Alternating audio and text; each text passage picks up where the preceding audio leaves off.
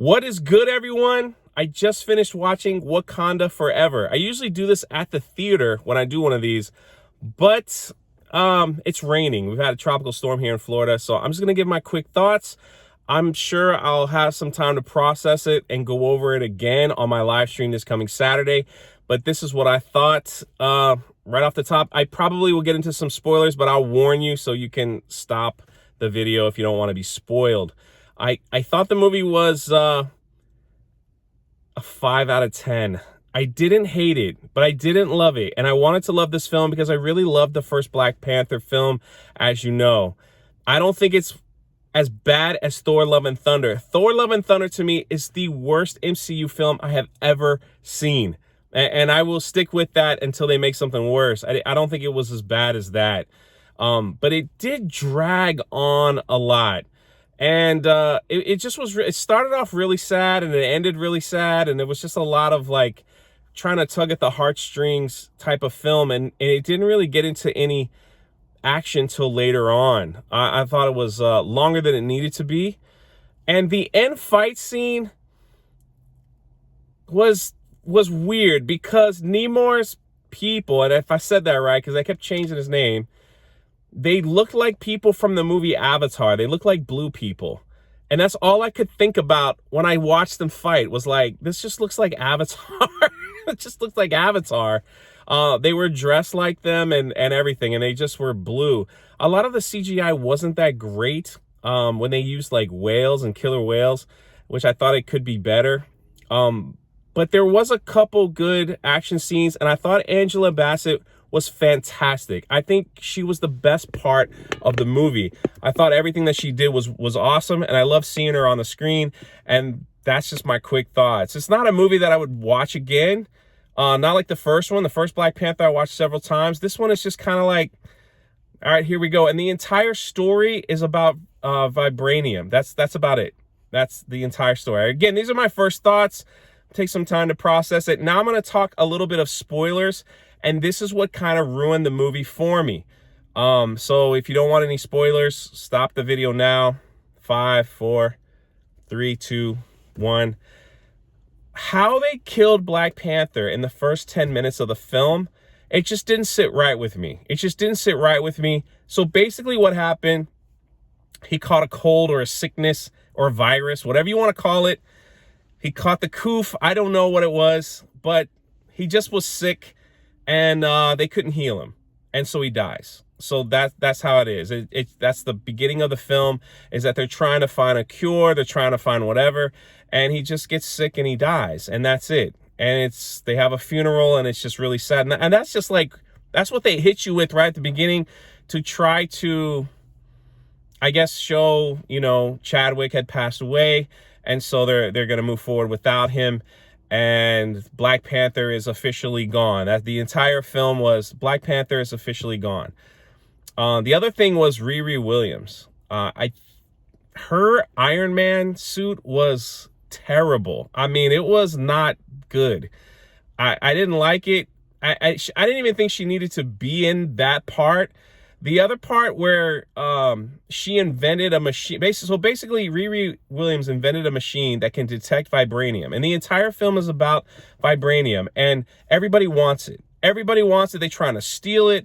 They're trying to, you know, go to different places where Wakanda has it and just try to take it, and they're not budging.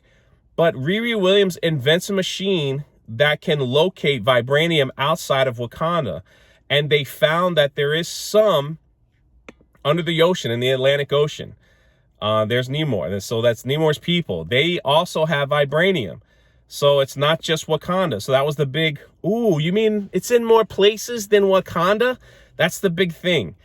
And so Namor's like, I gotta protect my people. I'm gonna kill everybody, you know, stay away. So he wants to kill Riri Williams because Riri, invented a machine, and she's only 19, that can detect the vibranium. Now, if that was her story in the film, hey man, all good. Young scientist, things like that.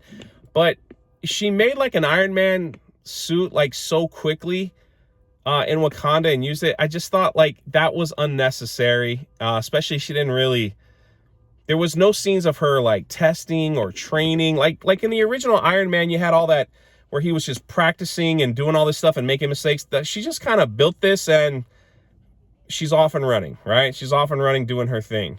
So that kind of stuff wasn't great. I brought up Namor's like warriors. They all look like people from Avatar, like Avatar the movie, you know, the Blue Smurfs, whatever you want to call it. They all look like that. And so it was hard for me to kind of, you know, not see that every time they were fighting. So that was really something. And the end fight scene between Black Panther, because, you know, like she becomes Black Panther, and she develops a way where she can recreate the flower synthetically, I guess, synthetically. She figured out the gene code and drink the flower and become Black Panther. She fights Namor at the end. And like the CGI just was weak, you know, it was just kind of weak. And she ripped off his little chicken wing off his foot, and he just, that's what freaked him out more than anything. Sorry, I'm holding my phone. But yeah, overall, I personally think it would have been cooler if Namor had killed Black Panther. Like, so he died in battle. Like, he died protecting his people. Like, he died that way. And they were like, oh my gosh, this person is so powerful. How are we going to defeat him? And they've got to, you know, figure all that out. I think that might have been a more interesting story. This story here, just about being vibranium. And it's like, I have vibranium and I'm going to do anything it takes to protect my people. And Wakanda's like, well, we have our vibranium and we're going to do whatever it takes. And so they end up fighting because Namor's like, he goes, you know, to Wakanda and he's just like, hey, look, everybody wants our vibranium. Let's just wipe out the entire earth. All right, let me show you my family. This is what I'm fighting for. And they were like, no, that's not a good idea. We're not going to do that. And we're not going to, he's like, well, I'm going to kill this scientist. I'm going to kill Riri because she made this machine. They're like, no, you can't do that either. That's wrong. Don't do that. So then he decides, he's like, well, if you're not with me, basically you're against me. He sneaks into Wakanda under the water with killer whales that looked kind of weird, and ended up killing the queen, Angela Bassett. Like, and he kills her, and he's like, I'll be back in a week and I'm gonna finish you guys off, so go mourn your losses. And that's that. Then they, you know, so then they figured out how to weaken Namor by keeping him out of water and keep him like sweating and in a dry place. So they're like, well, let's just capture him and put him in like some heaters on him, or take him to the desert and he'll be weak.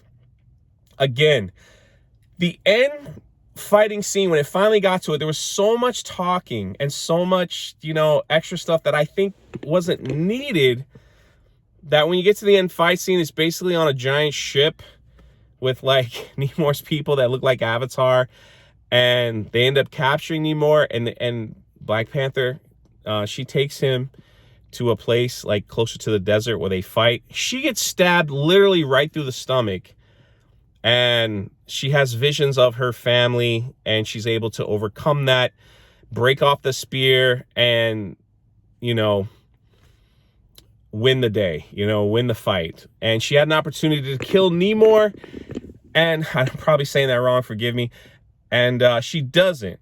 So what he thinks, he's like, all right, I'll yield. I'll just protect my people. She's like, look, Wakanda will protect you. Okay, we won't let them get your vibranium. So just trust me. So they made a deal.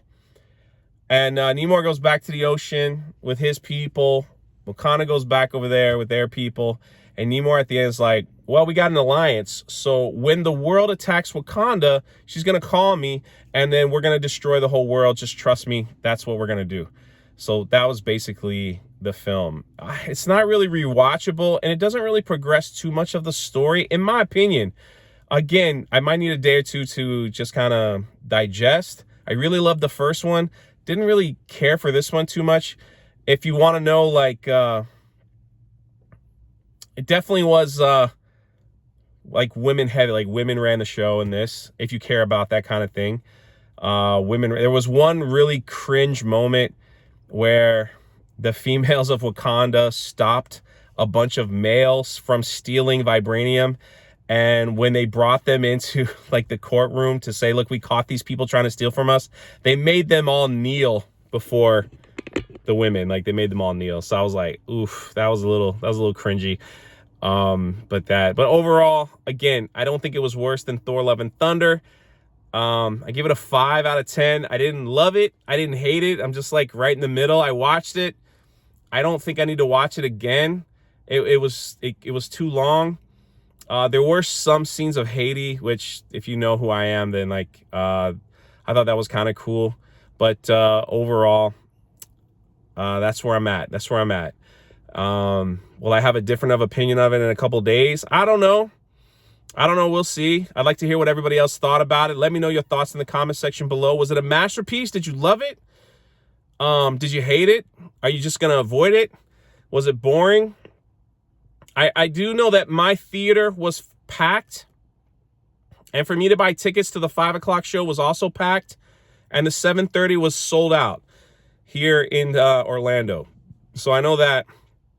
And nobody clapped in the theater for me. I just wanted to know like other people's reaction, because I guess it ended on such a sad note with a tribute to Chadwick, who passed on. So it just was kind of like really quiet when everybody got up. Anyway, those are my thoughts right out of the theater. Sorry, this is a little long, but here we are. And that's all I got. That's all I got. Let me know your thoughts in the comment section below. And hopefully I won't have to do this in a car. I'd rather do it in the theater. That's it. This is Jay. I'll catch you next time.